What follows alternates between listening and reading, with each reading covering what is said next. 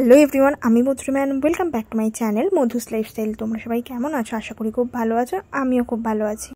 আজকে আমি বেরিয়ে পড়েছি হংসেশ্বরী মন্দিরে যাওয়ার জন্য, যেটা হুগলি জেলার বাঁশবেড়িয়াতে অবস্থিত। 220 বছরের পুরানো এই মন্দিরটি। তো এই মন্দিরে কিভাবে আসবেন, মন্দিরে পুজোর টাইম কখন, মন্দির কখন খোলে এবং ভোগ কখন দেওয়া হয়, সবটাই বলবো এই ভিডিওতে। তো ভিডিওটা স্কিপ না করে পুরোটা দেখার অনুরোধ রইল। আর চ্যানেলে যারা নতুন তারা অবশ্যই চ্যানেলটা সাবস্ক্রাইব করে দিয়ে বেল আইকনটা ক্লিক করে দেবেন। প্রথমেই বলি এই মন্দিরে পৌঁছাবেন কিভাবে। আমি বাইকে গেছি দিল্লি রোড ধরে। তো যারা বাইক বা প্রাইভেট কারে আসবেন তারা দিল্লি রোড ধরে আসতে পারবেন কিংবা কল্যাণী হাইওয়ে ধরে আসতে পারবেন। আর যারা ট্রেনে আসবেন তারা শিয়ালদা বা হাওড়া দুভাবেই যেতে পারেন। শিয়ালদা থেকে গেলে জঙ্গিপুর এক্সপ্রেস লোকাল আর কাটোয়া শিয়ালদা হয়েও আসতে পারেন।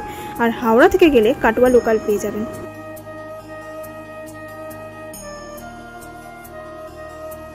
এই মন্দিরটি নির্মিত হয়েছিল 19 শতকে।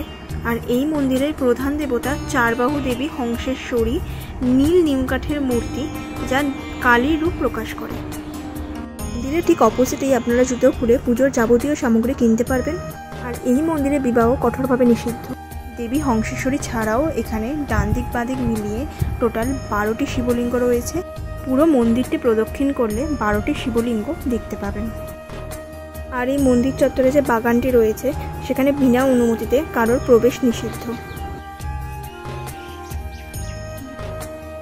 চারিদিকে বিভিন্ন গাছপালা মন্দিরটিকে ঘিরে রয়েছে।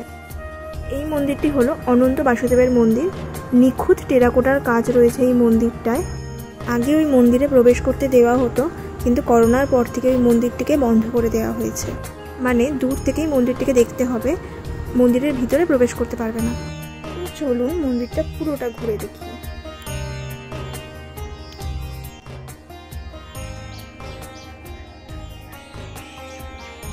সকাল 7টায় মন্দির খুলে যায়। আপনারা পুজো দিতে পারবেন সকাল 8টা থেকে। অঞ্জলি হয় 11টার সময় আর মাকে ভোগ দেওয়া হয় 12টার সময়। আপনারা যদি ভোগ খান তাহলে আপনারা পাবেন 1টার সময়। ভোগের মূল্য 50 টাকা।